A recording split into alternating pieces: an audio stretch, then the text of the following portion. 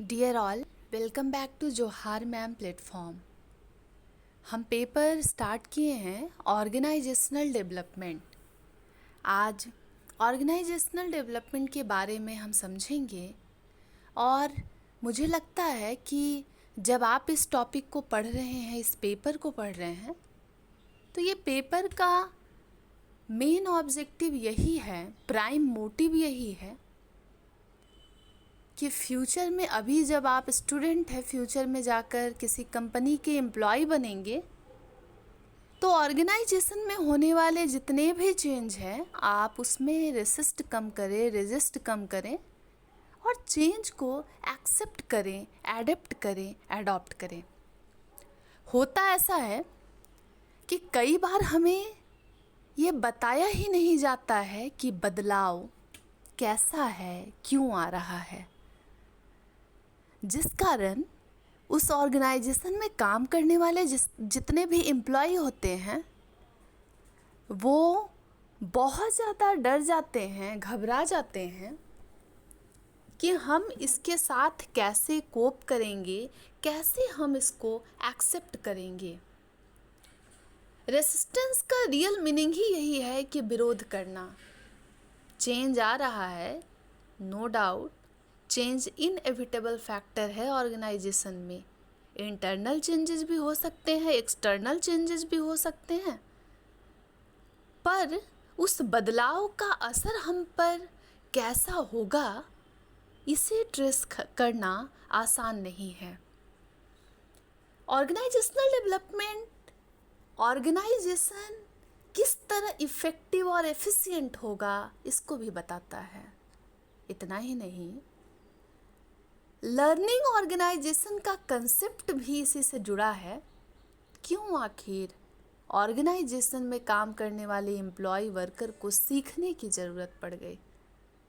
इसका रीज़न भी यही है कि ये जो हम लर्निंग करेंगे, चाहे पास्ट एक्सपीरियंसेस से, अपने डाउनफॉल से, या फिर हम कुछ स्किल जिसको बाहर से एक्वायर करके सीख रहे हैं, उसका अंतिम रिजल्ट, एंड रिजल्ट चेंज को ही तो पाना है, बदलाव में ही तो शामिल होना है। तो लर्निंग भी लाइफ लॉन्ग प्रोसेस है, उसी तरीके से ऑर्गेनाइजेशन का डेवलपमेंट भी लाइफ लॉन्ग प्रोसेस है। It is not a one-time task, rather it requires long hours, long time. तो जब किसी चीज़ में मालूम हो रहा है कि डेवलपमेंट करना आसान नहीं है, वो भी ऑर्गेनाइजेशन का डेवलपमेंट। ऑर्गेनाइजेशन डेवलपमेंट मतलब यही है कि वहाँ काम करने वाले एम्प्लॉय का डेवलपमेंट हो जाए, और जहाँ एम्प्लॉय डेवलप है तो फिर उसी को तो कहेंगे कि बड़ा फ्लरिश कर रहा है ये ऑर्गेनाइजेशन। हर ऑर्गेनाइजेशन को वक्त वक्त पर चेंज रिक्वायर्ड होता है, और ये वही फेज होता है जब हमें डिसाइड करना होता है कि प्रोएक्टिव वे में हम रेडी हो जाएं, हम खुद को तैयार कर लें बदलाव के लिए। जो बदलाव से भाग रहे हैं वो कंपटीशन में कहीं भी एग्जिस्ट नहीं कर पाएंगे। वो वही लोग हैं जो कुछ नया सीखना नहीं चाह रहे हैं। तो कोई भी ऑर्गेनाइजेशन जो वर्क कर रहा है उसमें दो फैक्टर हम स्टडी करते हैं। एक कल्चर का हिस्सा, कल्चर का जो फैक्टर है वो भी चेंज में बहुत बड़ा ट्रिगर है, बहुत बड़ी बात है। दूसरी बात, एक ऑर्गेनाइजेशन जिसका एक अपना प्रॉपर स्ट्रक्चर होता है। तो ऑर्गेनाइजेशनल डेवलपमेंट तब होगा जब हम कल्चरल फैक्टर प्लस स्ट्रक्चर दोनों पर डीप इंसाइट लाएं, दोनों को समझते हुए ऑर्गेनाइजेशन को आगे बढ़ाएं। क्यों ज़रूरत है ऑर्गेनाइजेशन के डेवलपमेंट की? क्यों ज़रूरत है बदलाव की? ये डेवलपमेंट हो क्यों रहा है? ताकि हम ऑर्गेनाइजेशन में होने वाले चेंज के साथ फाइट कर पाएं। कई बार जो कारण हमें चेंज को लेकर बताए जाते हैं वो आपको सिल्ली लग सकते हैं, लग सकता है कैसा मजाक है, लेकिन एक छोटा सा मजाक फ्यूचर में आपको इस competitive nature of business environment से हटा देगा। आप कहीं के नहीं रह जाएंगे। फिर जब ऑर्गेनाइजेशन ही नहीं रहेगा तो फिर वर्कर्स कहाँ रहेंगे। तो आखिर क्यों ऑर्गेनाइजेशन के डेवलपमेंट की ज़रूरत पड़ती है, मतलब ऑर्गेनाइजेशन को चेंज की तरफ बढ़ना पड़ता है। डेवलपमेंट का ही तो मतलब है दूसरे शब्दों में बदलाव। तो पहला कारण इसका ये एक हो सकता है कि कई बार जब हायर लेबर पोजीशन पर जो एम्प्लॉय काम कर रहे होते हैं, जो हमारे ऑर्गेनाइजेशन के ओल्ड एम्प्लॉय हैं, अगर वो ऑर्गेनाइजेशन को छोड़ते जाते हैं तब हमें सक्सेशन प्लानिंग पर फोकस करना चाहिए। मतलब जाने वाले जो लीडर्स हैं, जो अब तक लीड कर रहे थे, उनको उसी वक्त अपने रिटायरमेंट के फेज के कुछ समय पहले से ही नए इमर्जिंग लीडर्स को ट्रेन करना स्टार्ट करना चाहिए। उनको बताना चाहिए ये भी तो बदलाव है किसी भी ऑर्गेनाइजेशन के लिए कि उसके पुराने कर्मी ऑर्गेनाइजेशन को छोड़कर जा रहे हैं। रीज़न बहुत सारा हो सकता है, सिर्फ रिटायरमेंट नहीं है। कई बार लंबे वक्त तक काम करके भी वर्कर जॉब स्विच कर लेते हैं, कुछ भी पॉसिबल है। दूसरी बात, क्यों ऑर्गेनाइजेशन में डेवलपमेंट की ज़रूरत है, चेंज की ओर हम बढ़ना चाह रहे हैं। कई बार होता क्या है कि ऑर्गेनाइजेशन में जो लोग काम कर रहे हैं उनका अपने वर्क के प्रति कमिटमेंट जो है वो कम होने लगता है। वो साइड बाय साइड या कई बार अपने काम को छोड़कर अपने सेल्फ ग्रोथ पर इतना ज़्यादा टूट पड़ते हैं, सेल्फ इम्प्रूवमेंट पर फोकस करते हैं कि ऑर्गेनाइजेशन का गोल पीछे रह जाता है। तो एम्प्लॉय अगर लेस डिवोटेड होंगे तो भी ऑर्गेनाइजेशन में हमें डेवलपमेंट की ज़रूरत आती है, तो हमें ऑर्गेनाइजेशन में चेंज लाने की ज़रूरत पड़ती है। अब यही बात है कि अगर वर्कर का काम करने में मन नहीं लग रहा है तो कुछ तो कारण होगा। अगर वो कारण एम्प्लॉयर ढूंढ लेता है फिर उसको उस पर काम करने की ज़रूरत है। कई बार हम इतने सेल्फिश भी हो जाते हैं कि ऑर्गेनाइजेशन हमारे लिए सब कुछ कर रहा है, वो हमें ट्रेनिंग दे रहा है, डेवलपमेंट प्रोग्राम करवा रहा है, फिर भी हमारे जो अपने गोल्स हैं वो हम उसे प्रायोरिटी में रखते हैं, बाकी कुछ भी हम नहीं देखते। क्यों ऑर्गेनाइजेशन में चेंज की ज़रूरत है। कई बार वर्कर्स के मोराल जो है वो डाउन हो जाते हैं। क्यों?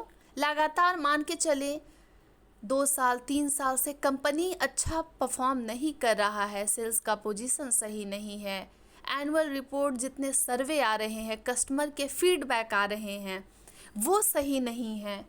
तो वर्कर काम कर रहा है तो बस यही सोचते हुए कि हम खाना पूर्ति कर रहे हैं, उनका मोटिवेशन ख़त्म हो जाता है और वो ढंग से काम करना छोड़ देते हैं। कई बार होता है कि हम जिस काम को कर तो रहे हैं उसमें अगर कंटिन्यूटी में बोर्डम हो, एक ही काम किए जा रहे हैं, तो भी हमारा मोरल डाउन हो जाता है कि यहाँ आ रहे हैं तो यही करना होगा। तब एम्प्लॉयर की ड्यूटी होती है कि वो अपने एम्प्लॉय को चैलेंजिंग टास्क दे, जॉब इनरिचमेंट करे, जॉब इनलार्जमेंट करे। चैलेंजिंग टास्क भी थ्योरी एक्स टाइप के वर्कर को अच्छा नहीं लगेगा, जिनको काम पसंद नहीं आता है, they generally dislike their work. लेकिन थ्योरी वाई वाले जो हैं, जो सेल्फ डायरेक्टेड है, सेल्फ कंट्रोल्ड है, सेल्फ मोटिवेटेड है, वो कहेंगे वाह बहुत अच्छी बात है, कुछ नया सीखेंगे। ऑर्गेनाइजेशन कई बार अपने टारगेट को, जो एनुअल टारगेट है, वो अचीव नहीं कर पाती है और अगर उसका प्रोडक्टिविटी स्लो डाउन हो जाता है तो भी ऑर्गेनाइजेशन को बदलाव की ज़रूरत होती है। इतना ही नहीं, कई बार ऑर्गेनाइजेशन में, कई डिपार्टमेंट में, या एम्प्लॉय एम्प्लॉयर के बीच में, या एम्प्लॉयर एम्प्लॉयर के बीच में इस तरीके से अगर इंटरपर्सनल कन्फ्लिक्ट है, विवाद हो रहा है, डिस्कम्फर्ट है, आर्ग्यूमेंट्स चल रहे हैं, सेम पेज पर आ नहीं पा रहे हैं, तो भी ऑर्गेनाइजेशन को चेंज की ज़रूरत होती है और फिर हमें सोचना पड़ता है। ऑर्गेनाइजेशनल डेवलपमेंट एक बिहेवियरल साइंस अप्रोच का पार्ट है। मतलब ये क्या होता है, हम उस पर भी बात करेंगे इसी वीडियो में। लेकिन ऑर्गेनाइजेशनल डेवलपमेंट जो आपका पेपर है, आप स्टूडेंट की तौर पर पढ़ रहे हैं और कुछ इसलिए स्टडी कर रहे हैं एम्प्लॉयर कि हम अपने एम्प्लॉय को किस तरीके से एक प्लान्ड प्रोसेस के जरिए चेंज में शामिल करें, उनके सामने चेंज को इंट्रोड्यूस करें। और बहुत बड़ा चैलेंजिंग टास्क है मैनेजमेंट के लिए, एम्प्लॉयर के लिए, कि ऑर्गेनाइजेशन में चेंज को लाए। पूरे के पूरे ऑर्गेनाइजेशनल डेवलपमेंट में आपको यही पढ़ना है कि ऑर्गेनाइजेशनल डेवलपमेंट के जरिए, इसमें ऑर्गेनाइजेशनल डेवलपमेंट में आपको बहुत सारे ओडी इंटरवेंशंस पढ़ने हैं। मतलब ऑर्गेनाइजेशनल डेवलपमेंट से जुड़े हुए टूल एंड टेक्निक्स को पढ़ना है, जिसके थ्रू आप एम्प्लॉय के बिहेवियर को मॉडिफाई कर पाएंगे, उनके मोटिवेशन में मॉडिफिकेशन लाया जाएगा। प्रोडक्शन डिपार्टमेंट के लिए चैलेंज है कि वो प्रोडक्शन कैसे बढ़ाए, सेल्स के लिए सेल्स, एचआर वाले के लिए तो बहुत सारी बातें हैं, रिक्रूटमेंट से लेकर के अप्रेजल तक, फाइनेंस वालों के लिए भी चैलेंजेस हैं।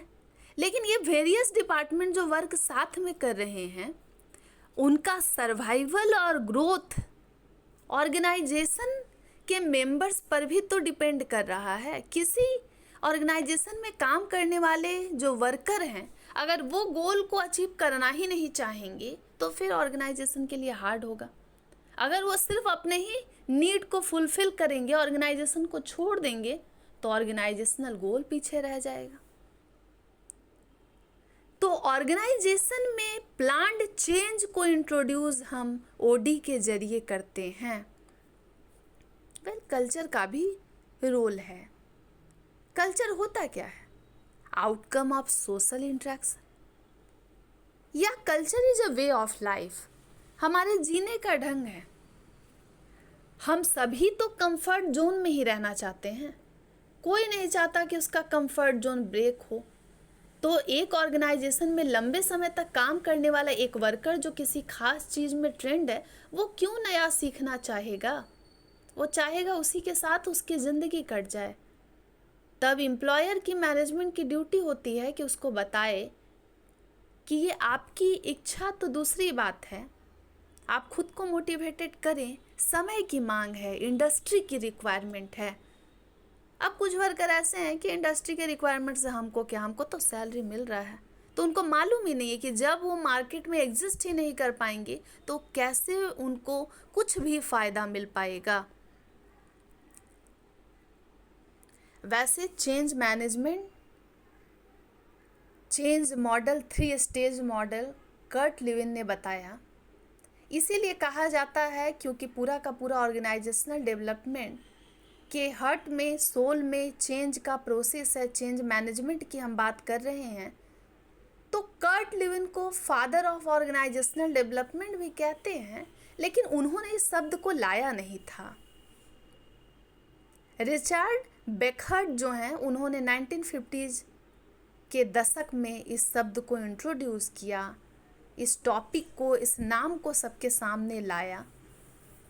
और बाद में उन्होंने अपने एक वर्क को पब्लिश करवाया, रिसर्च को, organisation development strategy and models. फिर वो धीरे धीरे करके पॉपुलर हो गया। लेकिन जिस पॉपुलैरिटी की सोच रिचर्ड बेकहर्ड रख रहे थे, ओडी उतना पॉपुलर हो नहीं पाया। अभी ऑर्गेनाइजेशनल डेवलपमेंट बहुत इन्फेंट स्टेज में है, बहुत छोटा है, ये एक बच्चा है। इसके ग्रोथ की बहुत गुंजाइश है, क्योंकि इसके टूल्स एंड टेक्निक्स प्रॉपर अभी भी यूज नहीं किए जाते हैं, और कुछ कर रहे हैं तो उन्हें मालूम ही नहीं है कि ये है क्या। स्क्रीन पर आपको जो नज़र आ रहा है वो है ऑर्गेनाइजेशनल डेवलपमेंट से जुड़ी हुई उसकी हिस्ट्री। ऑर्गेनाइजेशनल डेवलपमेंट कहता है,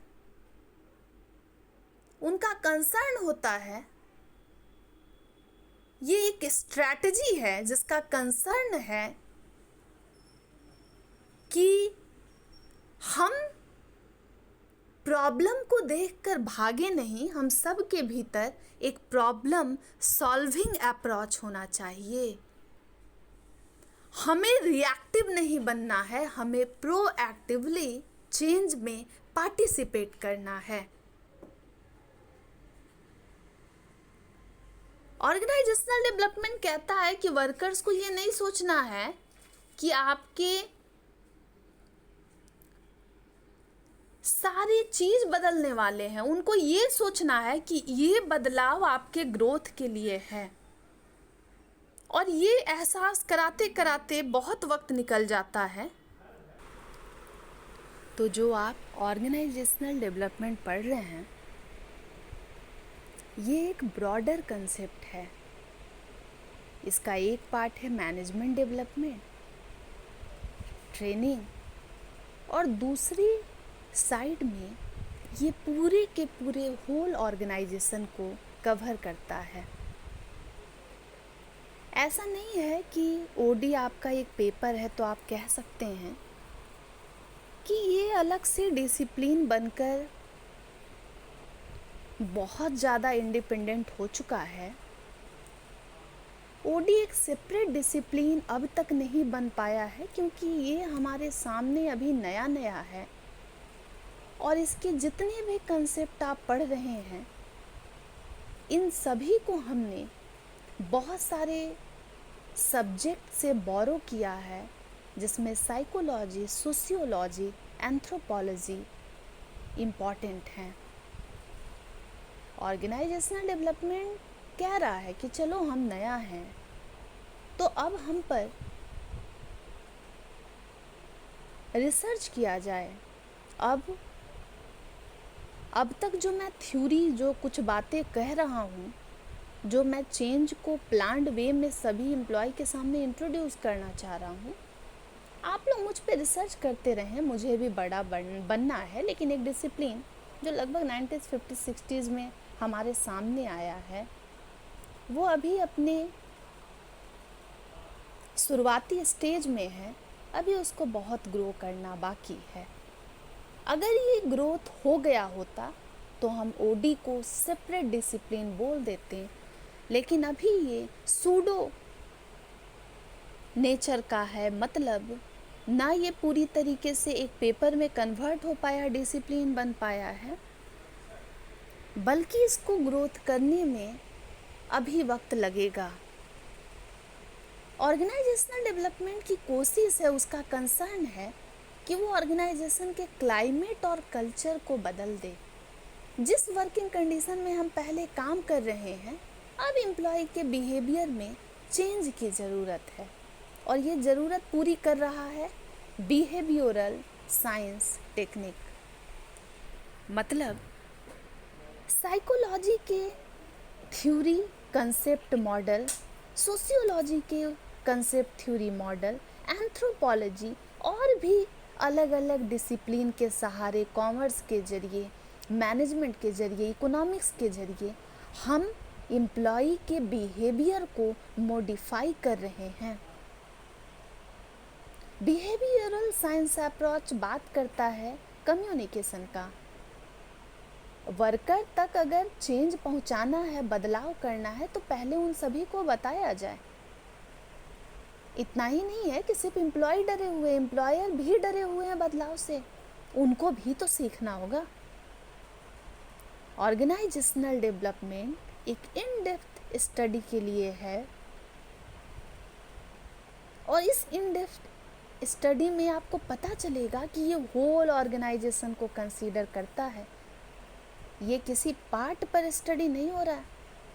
थोड़ा सा बदलाव अगर कहीं भी हो गया तो सबको झेलना पड़ेगा। ओडी का कंसर्न है कि सारा विभाग दिख तो अलग अलग रहा है, पर ये सब इंटर रिलेटेड हैं और इन सभी सब सिस्टम को एक होकर काम करने की ज़रूरत है। ऑर्गेनाइजेशनल डेवलपमेंट कहता है कि एक आदमी के आने से नहीं होगा, सब कोऑर्डिनेट हो जाओ, सब कोऑपरेट करो एक दूसरे को। एक दो चेंज एजेंट है, एक दो मैनेजर चाह रहा है बदलाव हो तो क्या बदलाव हो जाएगा? सबको लीड लेना पड़ेगा और सबको खुद ओन चेंज एजेंट बनना होगा। खुद को बदलो, दुनिया बदल जाएगी। ओडी प्रॉब्लम सॉल्विंग अप्रोच की बात करता है। प्रॉब्लम आ गया तो घबराना नहीं है, डिस्कस करो, डिबेट करो, बात करो, लेकिन नतीजा निकालो। ऑर्गेनाइजेशनल डेवलपमेंट कहता है कि आपने पास्ट में जो ऑर्गेनाइजेशन में गलती की है उस एक्सपीरियंस से सीखो, तभी आप लर्निंग ऑर्गेनाइजेशन बनोगे। क्योंकि आज फाइनेंस हो, एचआर हो, प्रोडक्शन हो, मार्केटिंग हो, कोई डिपार्टमेंट हो, अब जॉब हाईली इंटेलेक्चुअल हो गए हैं। इतना ही नहीं, ऑर्गेनाइजेशनल डेवलपमेंट बोलता है ग्रुप डिस्कशन करो भाई, आइडियाज़ को लाओ, इम्प्लीमेंट करो। डरो नहीं कि हम आइडिया बता देंगे तो काम हम पे ही पड़ेगा। अगर ऑर्गेनाइजेशन में जितने ग्रुप हैं, चाहे एम्प्लॉय का हो, एम्प्लॉयर का हो, एम्प्लॉय का हो, इंटर ग्रुप कन्फ्लिक्ट को दूर करो। लड़ाई तो रहेगा ही, लेकिन उसे दूर करना है और ऑर्गेनाइजेशनल गोल की ओर बढ़ना है। ऑर्गेनाइजेशनल डेवलपमेंट खुद कह रहा है कि एक दिन में नहीं होगा बदलाव, ये लॉन्ग टर्म प्रक्रिया है, लॉन्ग टर्म अप्रोच है, तभी तो ऑर्गेनाइजेशन इफेक्टिव भी होगा, एफिशिएंट भी होगा। ऑर्गेनाइजेशनल डेवलपमेंट के जो ओडी के इंटरवेंशन है, मतलब टेक्निक्स हैं, उन्हीं टेक्निक के सहारे आपको बदलाव करना है। उन टेक्निक्स के सहारे आप चेंज को समझ पाएंगे और अपने बिहेवियर को बदल पाएंगे, नहीं तो आप पैनिक करेंगे।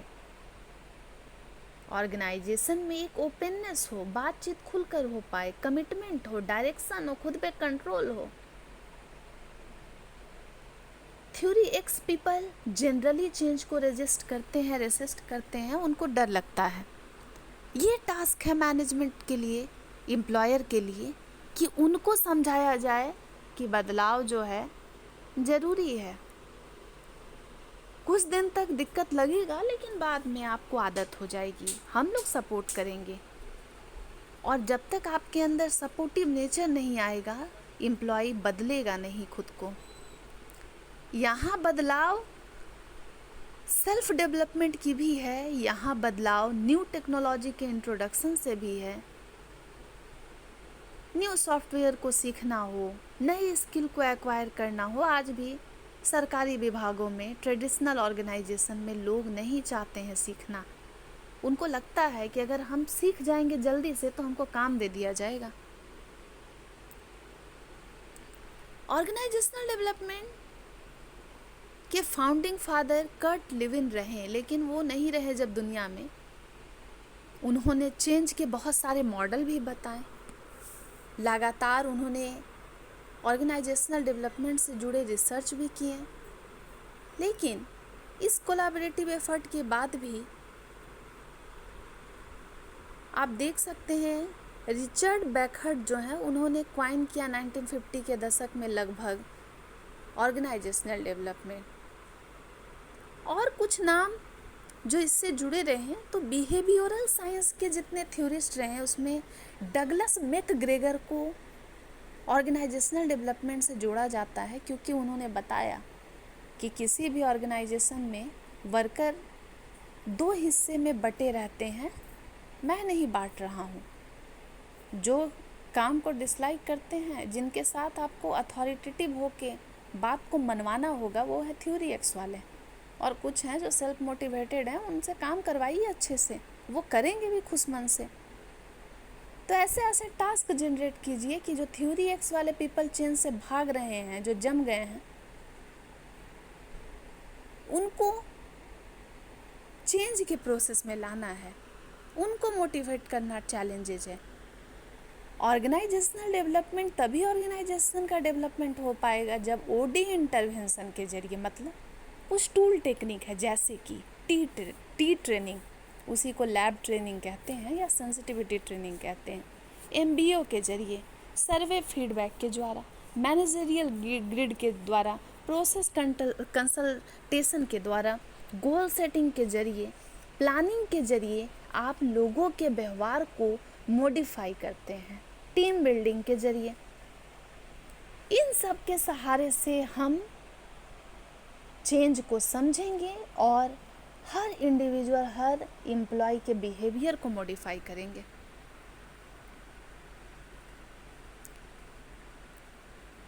डगलस मैकग्रेगर, जिनकी theory X theory Y OD के साथ जोड़ी जाती है, ज़बरदस्त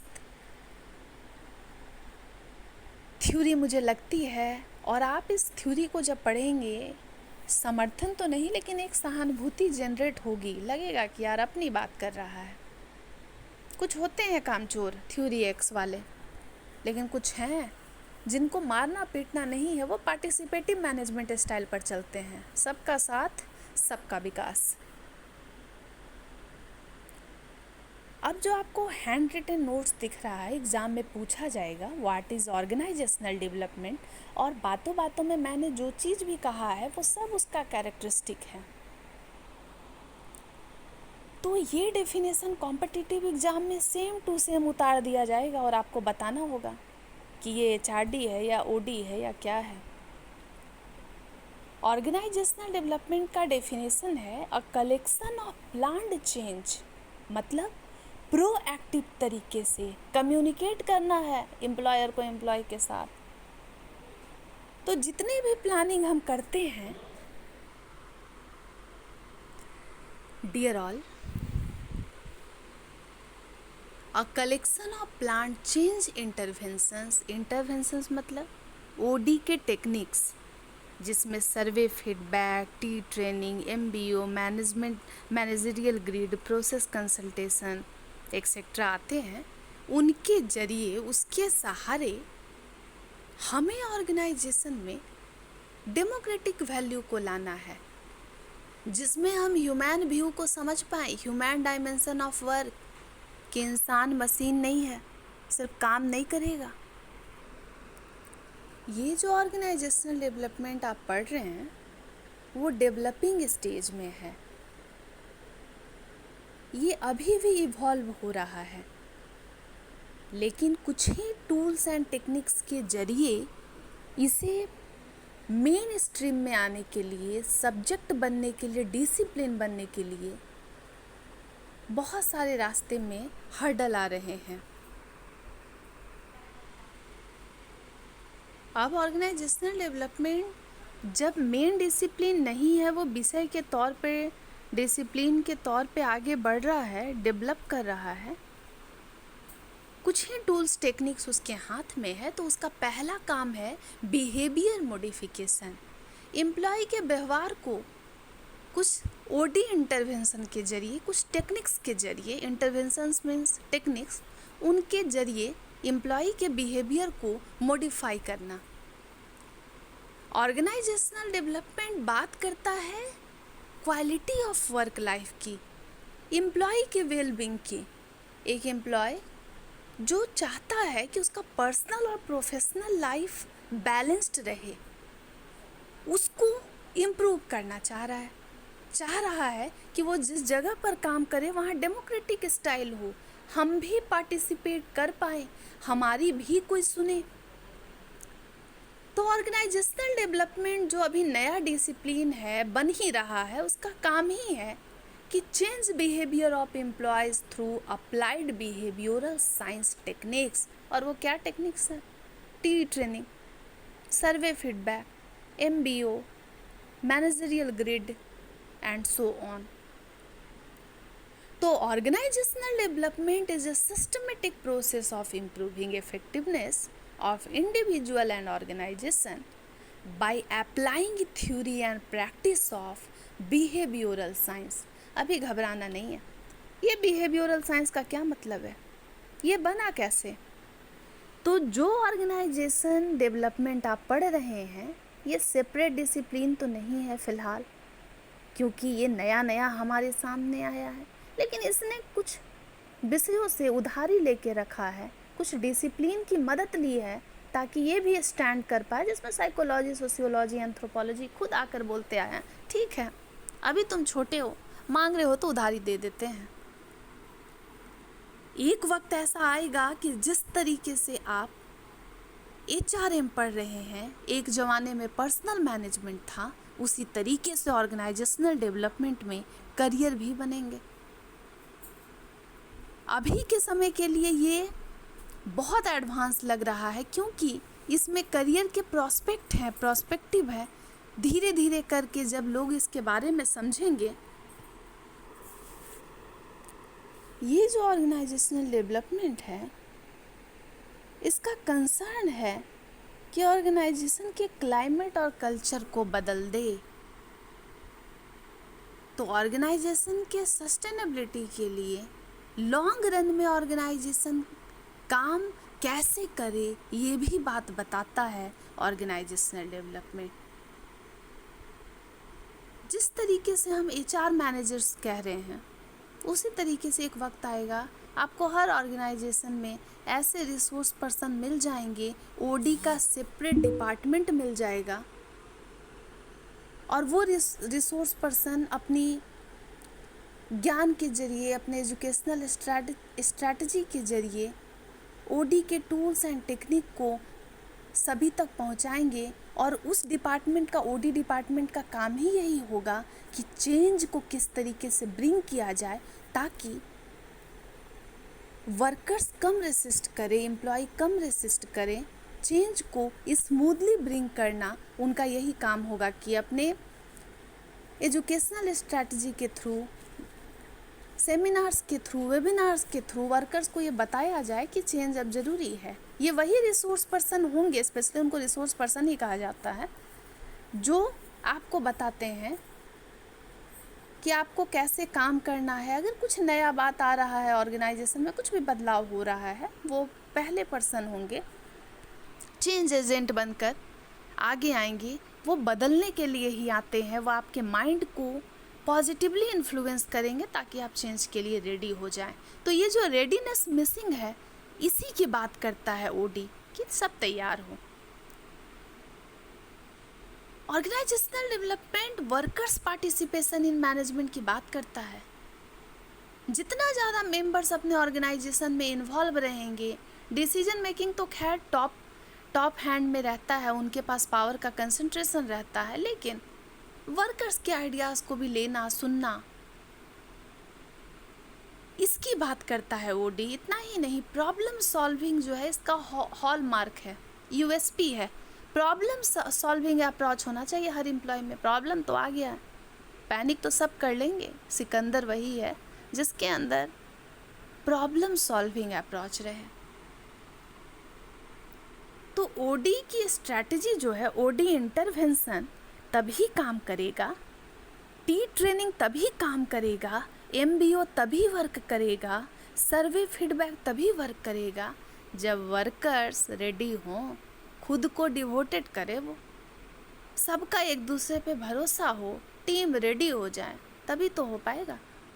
अगर चेंज हम लेना ही नहीं चाहेंगे, उसको एक्सेप्ट ही नहीं करना चाहेंगे, तो कोई भी दवा काम नहीं करने वाला है। इस पेज को शायद गलती से 2 बार आ गया है तो वो सेम रिपीट हो रहा है। नेक्स्ट स्लाइड है, organisational development can be defined as an objective based methodology. मतलब मेथोडोलॉजी का मतलब मेथड है, एक खास लक्ष्य के लिए, खास ऑब्जेक्टिव के लिए हम फाइट कर रहे हैं। और वो क्या ऑब्जेक्टिव है?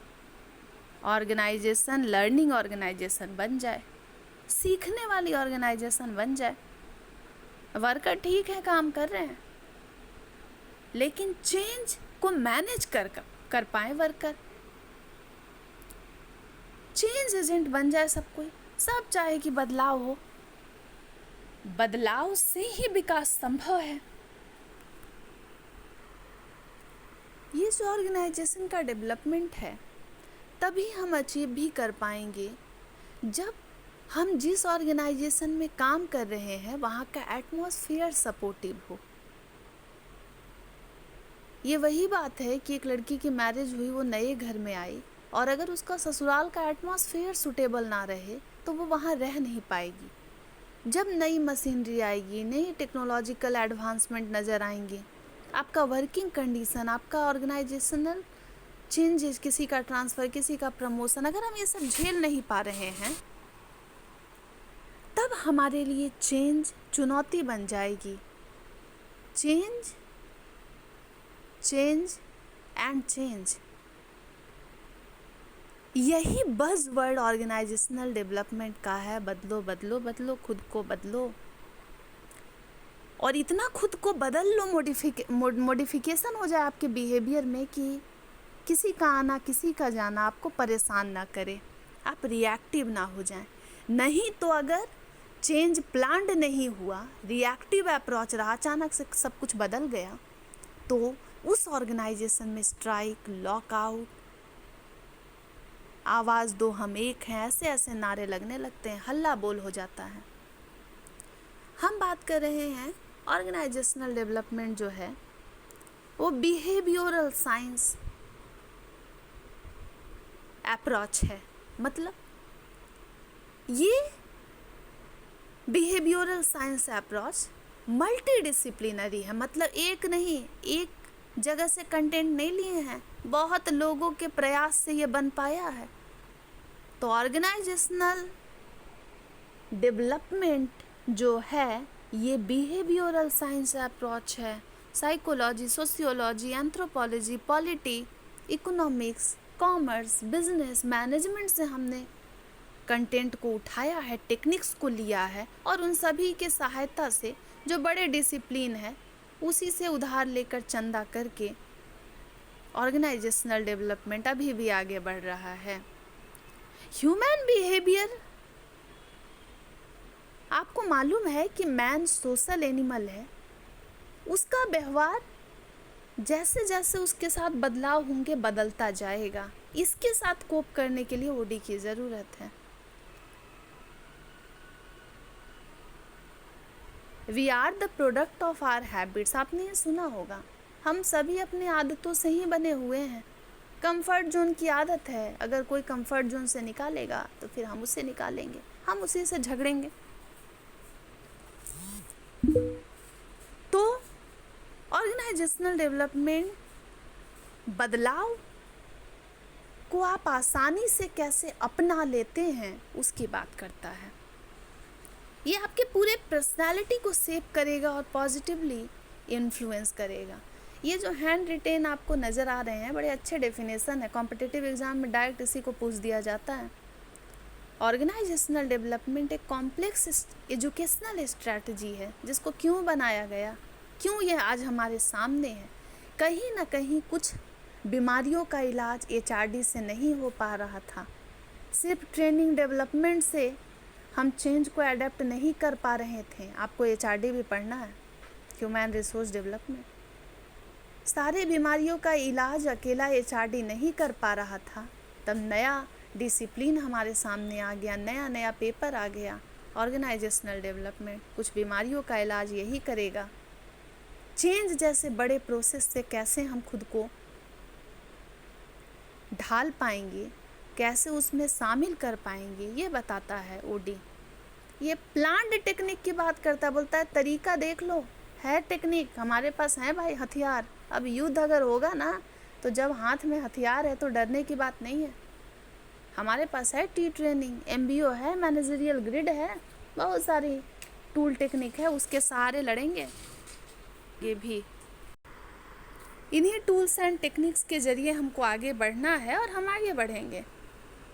चेंज तो मस्ट है, चेंज तो होगा, change before change changes you. Changing तो लाइफ लॉन्ग प्रोसेस है, वन टाइम नहीं है, अचानक से नहीं हो पाएगा, लेकिन धीरे धीरे बदलेंगे कैसे इसकी बात करता है ओडी। ऐसा नहीं है कि सिर्फ टेक्नोलॉजी का बदलाव, हमारा एटीट्यूड बदल जाता है, रिलेशनशिप बदल जाते हैं। हम जिस सोशल कल्चर में काम कर रहे हैं वहाँ कलीग बदल गया, किसी का ट्रांसफ़र हो रहा है, सब अलग अलग डाइवर्सिफाई कल्चर से आ रहे हैं, उनके साथ कैसे रहेंगे, उसके लिए भी हमें बदलना होगा खुद को। और लास्ट में स्लाइड आप देख रहे हैं कि जो इतने चैलेंजेस है मैनेजमेंट को उससे फाइट करना होगा, और किस तरीके से हम प्लान्ड चेंज ले आएँ ऑर्गेनाइजेशन में, उसकी बात करता है ऑर्गेनाइजेशनल डेवलपमेंट। वैसे एक न्यू अप्रोच मिला है मैनेजमेंट को, आपको पेपर अलग से मिल गया है तो आप इसे पेपर कहेंगे, लेकिन ये एक ऐसा अप्रोच है जिसको अभी स्टिल इवॉल्व कर रहा है और करेगा, जो आपके एटीट्यूड को बदल देगा। ये जो ना करने की हैबिट है, नहीं सुधरेंगे, वो सुधार हो जाएगा। डगलस मैकग्रेगर, जो कि बिहेवियरल साइंस अप्रोच के इवोल्यूशन ऑफ मैनेजमेंट थॉट में आपने पढ़ा है, neo classical approach, neo classical human view of organisation को देखता है। लास्ट क्लास में मैंने डिस्कस किया था, वो दो हिस्से में बटा है, एक है ह्यूमन रिलेशन थ्योरी, दूसरा है बिहेवियरल साइंस अप्रोच या बिहेवियरल साइंसेस। उसके अंदर आप Maslow, Douglas McGregor, Herbert Simon, Herzberg की फैक्टर थ्योरी पढ़ते हैं। तो बहुत सारे बिहेवियरल साइंटिस्ट हैं जिनकी थ्योरी में मोटिवेशनल थ्योरी बहुत कॉमन है, नीड की थ्योरी बड़ी फेमस है, और इन सब की थ्योरी यही कहती है कि एम्प्लॉय को ट्रेस करो, पहचानो, और डगलस मैकग्रेगर ने आसान कर दिया। वो ओडी का बेस्ट फ्रेंड बन गया क्योंकि उसने बता दिया अपनी थ्योरी में, डगलस मैकग्रेगर ने, कि ये थ्योरी एक्स वाले हैं, पकड़ो इसको, ये यही है जो बदलाव से भागते हैं, ये रेसिस्ट करेंगे चेंज को, और थ्योरी वाई वाले अच्छे हैं, काम दो उसे, वो काम का भूखा है, और ये थ्योरी एक्स वाले नाम के भूखे लोग काम करेंगे नहीं, लेकिन नाम चाहिए।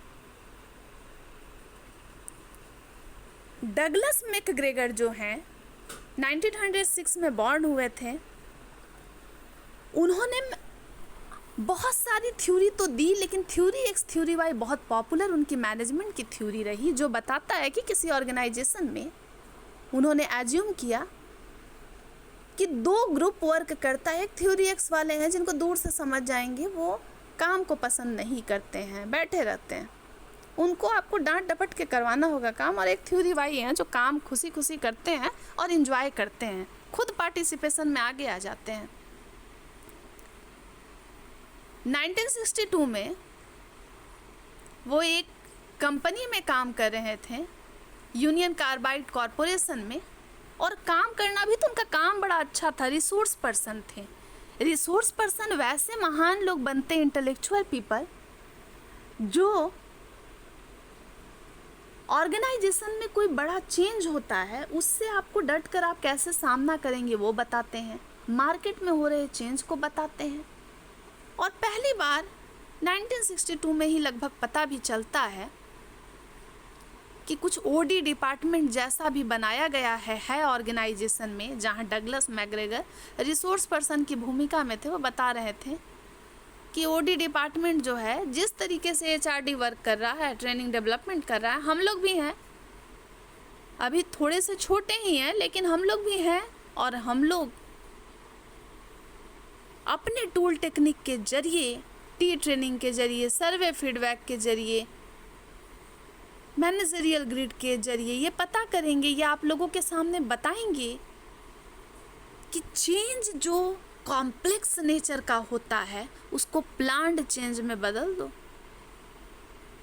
मतलब चेंज का जो थप्पड़ है ऑर्गेनाइजेशन में, जो बदलाव होने वाला है, झटके से मत लाओ, एकदम प्लानिंग के तहत इतने प्यार से लाओ कि लोगों को पता भी नहीं चले और सब बदल जाए। अभी के लिए इतना ही, थोड़ा सा पढ़ेंगे। मैं उसी लैंग्वेज में आज बोल रही थी जिस लैंग्वेज में हमें आंसर करना है, टुकड़े टुकड़े में, बस बातों में जो बातें छिपी हुई है, ये 10 बातें 10 पॉइंट में कन्वर्ट हो जाएंगी और आप आंसर को लिख सकते हैं। फिर भी नेक्स्ट स्लाइड में ओडी के डेफिनेशन, उसके कैरेक्टरिस्टिक की फीचर्स को अलग से भी लेकर आऊँगी। आज के लिए इतना ही।